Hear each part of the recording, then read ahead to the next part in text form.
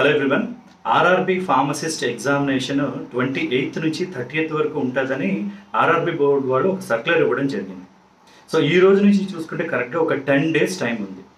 చాలామంది aspirants attitude ఈ 10 days కొంచెం కష్టపడి సిన్సియర్గా సీరియస్గా చదువుదాం అనుకుంటారు. ప్రాబ్లం ఏమంటే సిలబస్ చాలా వ్యాస్ట్గా ఇవ్వడం జరిగింది. ఒక 37 సబ్జెక్ట్ నేమ్స్ ఇవ్వడం జరిగింది. అయితే ఈ 10 daysలో చదవాలనున్న ఏ టాపిక్స్ చదవాలో అనే కన్ఫ్యూజన్లో చాలామంది ఉంటారు. సో ఆ కన్ఫ్యూజన్ క్లియర్ చేయడానికి ఈ వీడియోలో ఏ టాపిక్స్ కవర్ చేస్తే బెటరో ఎక్స్ప్లెయిన్ చేస్తాను. సెకండ్ థింగ్, ఇన్నాళ్ళు చదవకుండా ఈ 10 days వెళ్తే ఏం వస్తుందిలే అనే యాటిట్యూడ్ చేంజ్ చేసుకోండి. You never know, every minute every second counts. ఈ 10 days గివ్ యువర్ బెస్ట్. మనం చేయగలిగేది మనం ఖచ్చితంగా ఒక ప్రయత్నం చేయడం. ఆ ప్రయత్నం ఈ 10 days చేయండి. ఏ టాపిక్స్ చదవాలో నేను చెప్తాను. ఏం చేయాలంటే ఆ టాపిక్స్ అన్ని రాసుకొని మన బ్రెయిన్కి ఎప్పుడు కూడా ఒక స్పెసిఫిక్ గోల్ ఉండాలి. ఇది చదవాలి, ఇది నేను ఫినిష్ చేయాల్సిన ఒక టార్గెట్ ఉండి ఎవ్రీడే క్లియర్ చేసుకుంటూ వెళ్తే కాన్ఫిడెన్స్ పెరుగుతుంది. And that is what we can do. Okay, let us see one by one. First subject విషయానికి వస్తే, సబ్జెక్ట్స్లో ఎప్పుడూ కామన్గా ఉండే మోస్ట్ ఇంపార్టెంట్ సబ్జెక్ట్స్ ఏంటి అంటే pharmacology, anatomy physiology, pharmaceutics, jurisprudence, biochemistry and microbiology. Previous papers చూస్తే వీటి మీద ఎక్కువ క్వశ్చన్స్ రావడం జరిగింది. ఒక్కొక్కటి చూద్దాం. నా ఫార్మకాలజీ, మనకున్న ఈ 10 daysని ప్రాపర్గా యూటిలైజ్ చేసుకోవాలంటే ఫస్ట్ స్పెసిఫిక్గా చేయాల్సింది సెలెక్టివ్ టాపిక్స్ చదవాలి. అన్నీ చదువుతామంటే 10 daysలో సరిపోదు. ఏం చేయాలి ఫార్మకాలజీలో? Basic rule is classification. Classification కూడా ప్రతి డిసీజ్ది చూద్దాము అంటే మేజర్గా cardiovascular system, central nervous system, autonomic nervous system, chemotherapy, gastrointestinal tract లాంటివి ఓన్లీ క్లాసిఫికేషన్ వరకు చదువుకుంటే సరిపోదు. ఇవన్నీ క్లాసిఫికేషన్ చదవాలి. నౌ ఆల్రెడీ చదివి ఉన్న వాళ్ళైతే రివైజ్ చేయండి. దేన్ని లైట్ తీసుకోవద్దు. ఎందుకంటే ఎగ్జామినేషన్లో చాలాసార్లు జరిగేది మీకు తెలిసిన టాపిక్ నుంచే మీరు కన్ఫ్యూజ్ అయ్యేటట్టు క్వశ్చన్స్ ఇవ్వడం, ఆప్షన్స్ ఇవ్వడం జరుగుతుంది. కరెక్ట్ ఆన్సర్ ఎప్పుడు పెడతామంటే మనకు ఒక క్లారిటీ ఉండేటప్పుడు. అంటే క్లాసిఫికేషన్ చదివేటప్పుడు 2 రకాలుగా చదవాలి. డయూరిటిక్స్లో ఎగ్జాంపుల్ ఫ్యూరసమైడ్, రైట్? ట్రాస్టజుమాబ్ లాంటి డ్రగ్స్ దేనికి వాడతారంటే క్యాన్సర్కి వాడతారు అని చెప్పగలగాలి. అంటే ఈ పర్టికులర్ డిసీజ్కి డ్రగ్స్ ఏంటి, లేదా ఈ డ్రగ్ దేనికి వాడతారు, రెండూ తెలుసుకోవాలంటే అది తెలియాలంటే కొంచెం కమాండ్ రావాలి.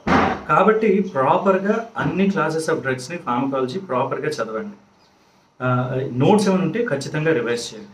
సో ఫార్మకాలజీలో చాలా ఎక్కువే డ్రగ్స్ ఉంటాయి, కానీ ఈజీగా మెమరీ బేస్డ్ మీద డైరెక్ట్ క్వశ్చన్స్ వచ్చేవి ఫార్మకాలజీ క్లాసిఫికేషన్ మీద. కొన్ని కాన్సెప్ట్స్ మీద క్రిటికల్గా క్వశ్చన్స్ ఇస్తారు, కానీ క్లాసిఫికేషన్ మీద డైరెక్ట్ క్వశ్చన్సే ఉంటాయి. సో ఈజీగా స్కోర్ చేయొచ్చు. So pharmacology stick with complete classification. నేను అన్నీ చెప్పట్లేదు, ఎందుకంటే ఉన్న 10 days టైం సరిపోతుంది. So stick with classification. Anatomy physiology, anatomy physiology చూస్తే ఇందులో కూడా మళ్ళీ cardiovascular system, central nervous system, hormonal system, skeletal system, ఈ 4 బాగా చదవండి. ఎందుకంటే వీటి మీద క్వశ్చన్స్ వస్తున్నాయి. అంటే మనం చదివేటప్పుడు సింప్లిఫై చేసుకోగలగాలి. ఇప్పుడు స్కెలిటల్ సిస్టమ్, ఓకే, మనకి యాక్సియల్ స్కెలిటన్ ఉంది, అపెండిక్యులర్ స్కెలిటన్ ఉంది. యాక్సియల్ స్కెలిటన్లో 80 bones ఉన్నాయి, అపెండిక్యులర్ స్కెలిటన్లో 126 ఉన్నాయి, కలిపితే 206 bones ఉంటాయి. చిన్నపిల్లలుగా ఉండేటప్పుడు 270+ bones ఉంటాయి. అవన్నీ ఫ్యూజ్ అయ్యి అడల్ట్హుడ్లోకి వచ్చాక 206 bones ఉంటాయి. అవి సింపుల్గా గుర్తుంచుకోండి. అంటే గుర్తుంచుకోవడం కొంత ఈజీ. ఈ ఫ్రంట్ సైడ్ ఉండేది ఫ్రాంటల్ బోన్, పైన ఉండేది పెరైటల్ బోన్. అట్లా సింపుల్గా ఐడెంటిఫై చేయడానికి గుర్తుంచుకోండి. కాలర్ బోన్ సీతో వస్తుంది, clavicle. Sternum chest bone, scapula shoulder cap. ఇట్లాంటివి సింపుల్గా గుర్తుంచుకోండి. అన్నీ అనాటమీ ఫిజియాలజీలో ఆ పర్టికులర్ నేమ్ బట్టి అడుగుతున్నారు, కాబట్టి అవి కొంచెం గుర్తుంచుకోవాలి. అలానే కార్డియోవాస్కులర్ సిస్టంలో కానీ, సెంట్రల్ నర్వస్ సిస్టంలో కానీ ఆ వచ్చే టర్మ్స్ అవి గుర్తుంచుకోవాలి. హార్మోనల్ సిస్టంలో కూడా ఈ పర్టికులర్ హార్మోన్ ఎక్కడి నుంచి రిలీజ్ అవుతుంది ఇలాంటివి అడుగుతున్నారు. Calcitonin is released from thyroid gland. ఇలాంటివి ఏ గ్లాండ్, ఏ హార్మోన్, ఇవి గుర్తుంచుకోండి. సో అనాటమీ ఫిజియాలజీ అంటే ఫార్మకాలజీ అంటే ఫార్మస్యూటిక్స్. ఫార్మస్యూటిక్స్లో మోస్ట్ ఇంపార్టెంట్ టాపిక్స్ ఏంటంటే స్టెరిలైజేషన్. అంటే మాయిస్ట్ హీట్ స్టెరిలైజేషన్ టెంపరేచర్ ఏం వాడాలి, మెకానిజం ఏంటి, డ్రై హీట్ స్టెరిలైజేషన్ టెంపరేచర్ ఎంత, మెకానిజం ఏంటి, ఇన్స్ట్రుమెంట్ ఏంటి, కెమికల్ స్టెరిలైజేషన్ ఏంటి. స్టెరిలైజేషన్లో ఇవన్నీ చదువుకోండి. And then incompatibility, physical, chemical, therapeutic incompatibility examples చదవాలి. Finally prescription, Latin terms. Latin terms నుంచి డెఫినెట్గా ఏదో క్వశ్చన్ వస్తుంది. సో సింపుల్గా ఒక డిప్లొమా బుక్, మెహతా లాంటి బుక్ తీసుకొని అందులో ఇచ్చిన లాటిన్ టర్మ్స్ అన్ని చూడండి. సీబోస్ అంటే ఫుడ్, యాంటీ అంటే ముందు, యాంటీ సీబోస్ ఫుడ్కి ముందు, పోస్ట్ సీబోస్ ఫుడ్ తర్వాత. సింపుల్గా అర్థం చేసుకోండి. ఇంకా tablet defects is important topic. అంటే టాబ్లెట్స్లో వచ్చే డిఫెక్ట్స్ గురించి ఇవ్వండి. క్యాప్సిల్స్లో కెపాసిటీస్ ఉన్నాయి, 000 నుంచి 5 వరకు కెపాసిటీస్ ఎంత వాల్యూమ్ అవి హోల్డ్ చేస్తాయి. ఇలాంటివి సింపుల్గా నేర్చుకోండి. అగైన్ నేను మోస్ట్ ఇంపార్టెంట్ టాపిక్సే చెప్తాను, ఇవి మిస్ అవ్వకుండా జాగ్రత్తగా నేర్చుకోండి. అండ్ దెన్ జ్యూరిస్ప్రూడెన్స్లో ఇంపార్టెంట్ యాక్ట్స్ ఉన్నాయి. ఇప్పుడు డ్రగ్ అండ్ కాస్మెటిక్ యాక్ట్, ఆ యాక్ట్ ఎప్పుడు ప్రవేశపెట్టారు, ఆబ్జెక్టివ్ ఏంటి, ఎప్పుడు ప్రవేశపెట్టారు, 1945. ఆబ్జెక్టివ్ ఏంటి, డ్రగ్స్ కాస్మెటిక్స్ని రెగ్యులేట్ చేయడం అంటే మ్యానుఫ్యాక్చర్, సేల్, డిస్ట్రిబ్యూషన్, ఇంపోర్ట్, వీటన్నిటిని కంట్రోల్ చేసేది డ్రగ్ అండ్ కాస్మెటిక్ యాక్ట్. అందులో మళ్ళీ షెడ్యూల్స్ అన్నీ ఇంపార్టెంట్. ఏదో ఒక షెడ్యూల్ గురించి డెఫినెట్గా ఒక క్వశ్చన్ అడుగుతారు. Third one is forms. ఒక మెడికల్ షాప్ పెట్టుకోవాలంటే ఏ లైసెన్స్ వాడాలి, ఆ ఫామ్ నెంబర్ ఎంత, ఇలాంటివి తెలుసుకోండి. రిమైనింగ్ కొన్ని యాక్ట్స్ ఉన్నాయి. ఫార్మసీ యాక్ట్ ఆబ్జెక్టివ్ ఏంటి, to regulate the profession of pharmacy in India, ఎప్పుడు పెట్టారు. NDPS act, narcotic drugs and psychotic substances, objective ఏంటి, ఎప్పుడు పెట్టారు. ఇలాంటివి సింపుల్గా తెలుసుకోండి. జ్యూరిస్ప్రుడెన్స్లో అవి కవర్ చేయండి. And then finally there is something called as biochemistry and microbiology. బయోకెమిస్ట్రీలో సైకిల్స్ అన్ని ఇప్పుడు చదవలేము, టైం సరిపోదు. కానీ ఓవరాల్గా ఒక ఐడియా తెచ్చుకోవాలి. ఓవరాల్ ఐడియా అంటే గ్లైకోజీనోలైసిస్ అంటే ఏంటి, గ్లైకోజన్, గ్లైకోజీనో అంటే గ్లైకోజన్, లైసిస్ అంటే break down. Glycogen break down అయితే ఏమొస్తుంది, గ్లూకోజ్ వస్తుంది. గ్లూకోజెనసిస్, గ్లూకోజ్ సింథసైజ్ చేయడం. గ్లైకాలసిస్, గ్లూకోజ్ బ్రేక్ డౌన్ అవ్వడం. అలా టర్మ్స్, ఆ పర్టికులర్ మీనింగ్ ఏంటో తెలుసుకోండి. చాలు, ప్రస్తుతానికి ఇది సరిపోతుంది. మైక్రోబయాలజీలో ఒక పర్టికులర్ ఆర్గానిజం వల్ల వచ్చే డిసీజ్ ఏంటి, ఇప్పుడు ట్రిపోనిమా ప్యాలిడమ్ ఏమొస్తుంది, సిఫిలిస్ వస్తుంది. నెస్సీరియా గనేరియా వస్తుంది. అలా ఆర్గానిజం ఏంటి, ఆ వచ్చే డిసీజ్ ఏంటి. కీమోథెరపీలో ఎలాగో చదువుకుంటారు, దాన్ని కొంచెం ఎక్స్టెండ్ చేయాలి. వైరస్ ఫిజియాలజీ ఏంటి, మార్ఫాలజీ ఏంటి, బ్యాక్టీరియా, ఇలా సింపుల్గా నేర్చుకోండి. అండ్ దెన్ స్టెయినింగ్ టెక్నిక్స్, ఎలా స్టెయిన్ చేస్తారు, ఏంటి మెథడ్స్, కలర్స్ ఏంటి, ఇట్లాంటివి తెలుసుకోండి.